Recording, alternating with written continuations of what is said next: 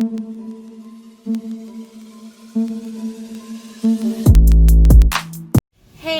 it's Sara and Blaine, Tesla Blaine. I'm just his wife, Sara.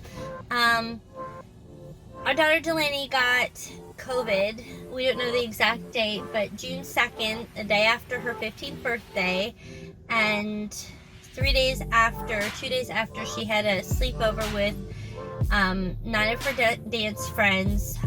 She started running a fever, had a little cough, body aches and everything. And like I said, we had just had a birthday party, and we had posted pictures of my mom, who is 91 and is in a independent assisted living in New Jersey, which, you know, was completely locked down. She has been.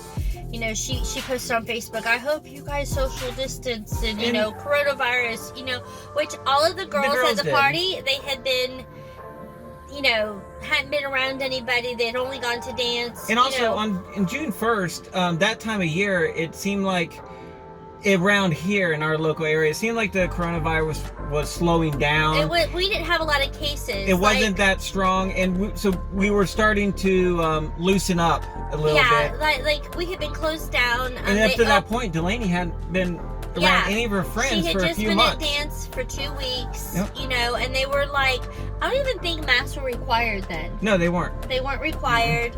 And so, then on Facebook, they had a thing for Okaloosa County drive-in clinic, and, you know, right by our house. So I'm like, you know what? I'm going to take her to the drive-in clinic and get her tested. And so we get there, you know, we're probably like 6 in line. You know, they swab her nose. Everything's fine and good. Friday, I think it was like the last day of her fever. You know, she did feel bad. But it was more of like the body aches, the headache, fever. And her fever never... One time it got up to like 101.3, and then all the other times it was like 100.3. You know, it was like a mild fever. And so Saturday, Blaine and I are watching, what was that movie? It's about the TV show Fantasy Island, the movie. And so we're watching it, and my phone rings. I'm like, oh, let me answer it. And we pause the movie, and she's like, hi, this is so-and-so from the Okaloosa Health Department.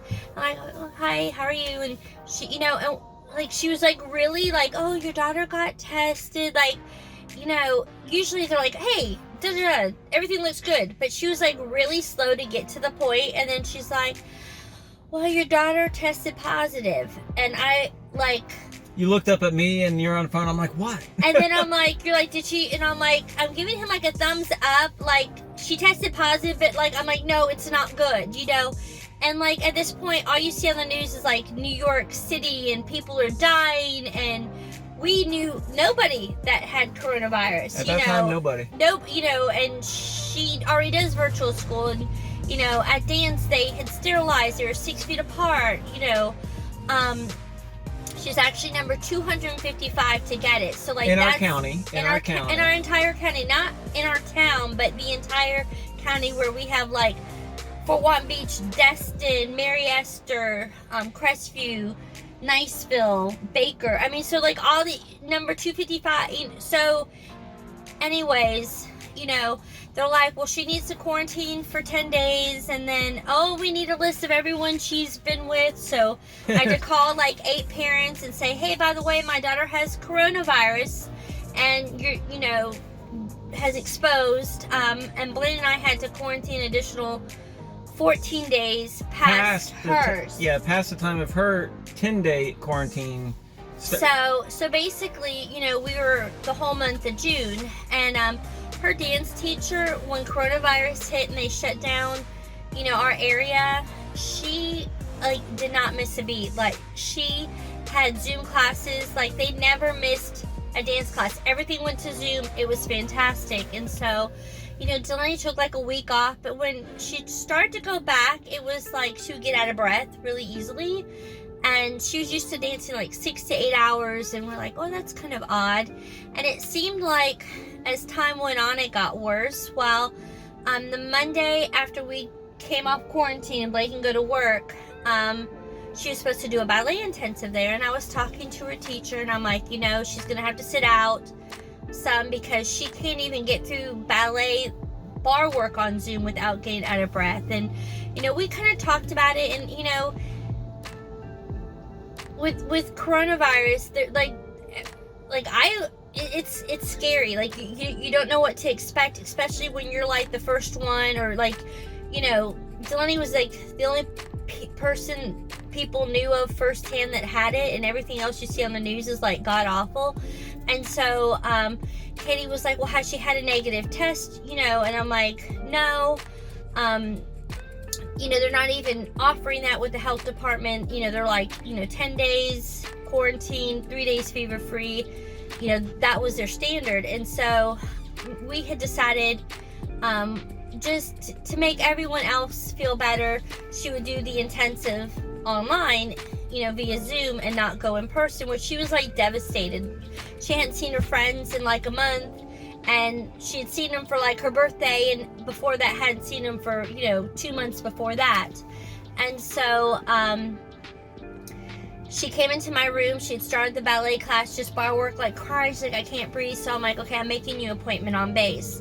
And my husband's retired military, and so I called and spoke, you know, to the peds clinic, and they're like, oh, well, she can't come into the peds clinic. She has shortness of breath. She, you know, has fatigue.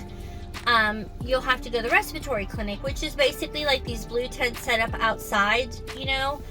And so whenever you have an appointment with the respiratory clinic, they call you an hour beforehand just to go over like what's going on with you. And I have to tell the nurse about how, you know, she had COVID and was a dancer, and now she can't breathe when she, you know, just out of breath, and her heart rate, you know, goes up and everything. She's like, you know, she called me back. She says, and we're actually driving on base. She's like, don't come to, you know, the respiratory clinic outside. I'm sending you to the base ER to get an x-ray. And so we show up at the, you know, to get the x-ray. And of course, you know, some of the people are like, oh, she had COVID. You know, they're like looking at you like you have leprosy or something. And they do her heart rate, and like her resting heart rate was 99, which, you know, I was like, gosh, it's kind of high, but I didn't think much of it. And then they did the x-ray, and it came back, you know, fine. They couldn't see anything. And so the doctor calls me back the next day. It's a doctor that we hadn't, you know, it wasn't her pediatrician. I think she was like a civilian, and she's like, well, it's just like mono, give it time. And I'm like, when are you going to be able to, you know, look over my daughter? She's had COVID, you know, it's, you know, yada, yada, yada. She says, well, as long as she has shortness of breath and all of this, she's not allowed to come to the peds clinic. And I'm like, so how long do you feel that it's all right that she can act like this, that her body, that she can't dance? Like, I need like some kind of guidelines here for where you feel confident of not looking at my daughter to make sure there's nothing else going on. And so, anyways, a week later, a different doctor called back for like a follow-up, and she said, you know, we're gonna go ahead and send her to a cardiologist, because at this time too, like in the news, you're hearing like people having like blood clots and heart issues and everything. And so they gave us a referral to Nemours. And so we get there, they do an echo in Pensacola to see a cardiologist. And, you know, she looks her over. She says, well, I think her heart's, you know, but she's like, something's not right. She says, let me go talk to the pulmonologist. And, you know, they hadn't seen like a COVID patient yet, you know. And the thing with her is that she knows her body better because she is a dancer. A lot of kids that, you know, most kids her age during the pandemic were playing video games. So if they went to go run around the block and felt out of breath, they'd contribute to just being out of shape. Well, that's not the case with her. And so the pulmonologist said, you know, they decided to do a PFT. While they got the results, and the respiratory therapist took it over to the pulmonologist, and his first response was she obese? And our daughter's like tall, skinny like her dad. And, you know, the second, well, does she have asthma? No, you know. So they make an appointment for us to see the pulmonologist. And so like a week later, we go to see him. They do another PFT before the appointment. And he comes in and he's like, your daughter has restrictive lung disease. I don't know if it's temporary or permanent, yada, yada, yada. I want her to get a negative, or I want her to do another COVID test to make sure she's negative. Now we're like, you know, mid to late July by this point. And he's like, I want to do a diffusion test, another PFT, and a cardiac stress test. And so we go back for those tests. The diffusion test, she got like a 60 on. That she couldn't finish the stress test. She started to like feel like she was about to pass out. Her PFT like dropped by 30 points. The pulmonologist was like, I was not expecting these results. Like, her lungs like were not moving any air. She just could not, breathe. And so he's like, I'm gonna send you for a CAT scan and put her on steroids and do a steroid inhaler, and then gave her a rescue inhaler. So we got to get the CAT scan, and then we go back and see him like 3 weeks later, and he's like, well, there was like a small section of ground glass opacity, which I guess is like common with COVID, but like she didn't have any lung issues. Like, when I say she had a tiny bit of a cough, I didn't even have to give her like cough medicine, nothing. Nope. So he gave her like a steroid that was, you took like 5 the first day, 4, it was like tapered stronger. And so we came back for a follow-up after that, did another PFT, and he's like, well, the steroids really aren't working. And her heart rate when she checked in that day was like 148 resting, and then it went to 142. And he's like, something's just not right here, and I'm like, but her heart's fine. The cardiologist, says that her heart is just having to compensate for her lungs. And so he's like, well, I want you to go see an infectious disease doctor, and they're going to do another Holter monitor on her next month. I just talked to the cardiologist, and he's like, my next option when you come back, he's like, I guess maybe put her on oxygen at night. And that's kind of like a scary thought for a parent, that they don't know how to treat your child. They don't know if her lungs will get better. They don't, like you don't know what to do, because COVID is so new, and what happened to her lungs is not something that happens to kids her age. And with adults, lung scarring is permanent, but her lungs are still growing, so there's a chance that they could get better. There's a chance that they might not ever get better. And so we went and saw the infectious disease doctor, and she, she's like, well, her blood work looks fine, aside she was low vitamin D, which Blaine ended up being low vitamin D at his last appointment. The infectious disease doctor's like, she shouldn't be around other people. She shouldn't, like other kids in the dance studio. And like her pulmonologist had said, right now she can only do like stretch class. If she does like a regular dance class, she could potentially pass out because her lungs can't expand. And so, anyway, she did tell us that, Delaney could get COVID again. And we just, need to get the flu shots and just really watch who she's around, because if she gets the flu or even a cold, it could have harsher effects, I guess you could say, on her. And so, she wants us to see their pulmonologist at Sacred Heart, which means she has to do all new PFTs and diffusion tests and all of that. And they required a COVID test, which I videotaped. So here's the link. Am I doing that right? About right there. About maybe. Right there. About that, if you want to see what it's like to get a COVID test, this was her 3rd nasal COVID test, and her 4th test total. Before we were always like afraid, to kind of record it. And Blaine and I, when we had to get our test done, and they like literally like stuck it up your nose for like 10 seconds and went like in and out. It was horrible. And I went first, and my reaction was so bad, which I could be a little dramatic. He was like freaked out, and but I think it was as bad as what you expected. Oh yeah, it was bad. So I wasn't being like over dramatic. But so like with Delaney so like Blaine back, he had taken Delaney to a Billie Eilish concert in March, and then like a week later he started having like flu-like symptoms. And so because he'd been to Orlando, they he got sent home from work, and they're like, oh, you can't come back for 2 weeks, And so, because this is like when they were shutting everything down, so he stopped on base, and they called the hotline. They said, yeah, he needs to be tested. And back then, they would squirt stuff up your nose, Yeah, and like they put a liquid up in my nose. like your head back, and I guess it kind of feels like you're being waterboarded. Yeah. So Delaney had that same test, and it was easy for her. So like, I feel like we've got the short end of the stick with COVID testing, and hers, I don't know if it's because she's a kid, but like they didn't stick, they just kind of swabbed it and came right back out. It wasn't 10 seconds, but the video is there if you want to see what it's like.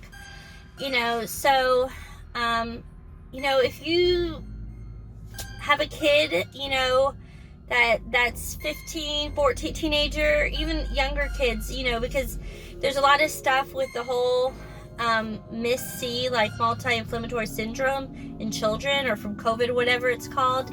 But there's not a lot out for like kids with COVID that are having like long hauler issues. You know, shoot me a message, or Blaine, I guess you'd shoot Blaine a message. Just leave a comment down below. Yeah, and you know, because if you've gotten like, if you maybe live up, you know, up north and there's better treatments, any kind of options, any, you know, like people have said, oh, she could do breathing exercises, and they're like, oh, that should have been done when she was sick. Oh, there's anti-fibroic whatever. Oh, she should have taken that when she was sick. You know, so like every time somebody suggests something, I relate to the doctor. It's stuff that should have happened while she was sick. And I do think if, as a parent going through or having a child go through COVID, I know like I have a friend, her parents both got COVID in Pensacola, and they had a clinic that they had doctors they saw while they were sick with COVID. With us, it was like, you're on your own. Like we called and let her doctor know, but nobody called us back to say, hey, take this, take that, don't take this. You know, we're kind of on our own. But I had bought like 10 bottles of Zicam. I had like every kind of Zicam you could imagine. I had elderberry. Like I really had us set up. It looked like we were Walgreens inside our house. And like I did buy like a huge case of toilet paper back at the end of February. I'm a travel agent, so like I kind of knew what was going on because they were canceling cruises and everything. And so like when we were homebound for the month, like I already had like 40 days worth of food. Like I have a deep freezer filled with food. Just because we didn't, you know, we just didn't know if like everything was going to shut down. We live in Florida, so like our Walmart and our Lowe's and Home Depot never shut down.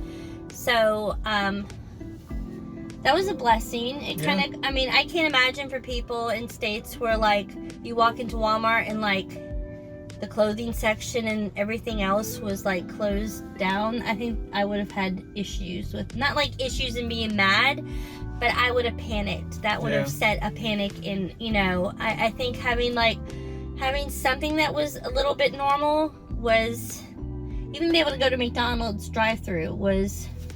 Yeah, it was an ordeal. We are more conservative people, but we do wear masks, and we do, you know, yeah, we have our masks right here. I hate wearing a mask. I can't breathe. It's awful, and I have to wear it every time. You know, it seems like every week taking Delaney to a doctor's appointment, and you know, sometimes we're there 2 or 3 hours and having to wear a mask, and it's awful. But if it prevents me from giving it to somebody else, or you know, like I just would not wish what, you know. And she, I feel like she's had it good compared to some people. You know, like it's tragic what's happened to her, but you know, she still has a lot of blessings, and she's, you know what I mean? Like, it's she's not a good like, kid too. She's a good kid. You know, it just sucks when it happens to your kid. Yep. And when she's a nice kid, it's not like she's like bratty, but he's not doing this to me like to hurry up and stop talking. But anyways, I guess that's it with our COVID story, and you know, please pray for her, send her good luck wishes, whatever you believe in. And if you're a parent with someone with similar symptoms, you know, she can't breathe and her heart races really, really, really high. Like sometimes it'll go up to like 190 and she's just walking around the house. Please leave a comment. Anyways, y'all take care, and it has finally stopped raining. So now we're gonna go to Walmart and we get gotta, stuff we gotta do to some make shopping. chili. Yep. All right, guys. Thanks again. Please subscribe. Please like our videos. Yes, because if we get 100, or he gets 1,000 subscribers, he's gonna take us on a vacation once things get a little bit safer, and you know. Well, it's the beginning of October right now, so we'll see what happens, and we'll do some kind of vacation, whatever it is we could do. But I need to get 1,000 subscribers, and then we're gonna hit the road. So, all right, guys. Again, thanks again. Take care. Take care. Be safe. Wear a mask. And until next time, we'll talk to you later. And just enjoy life. Exactly. Buy the cake. Take the trip. Don't let COVID stop you from doing things, but still be safe while doing those things. Be safe. All right. Bye guys. See ya.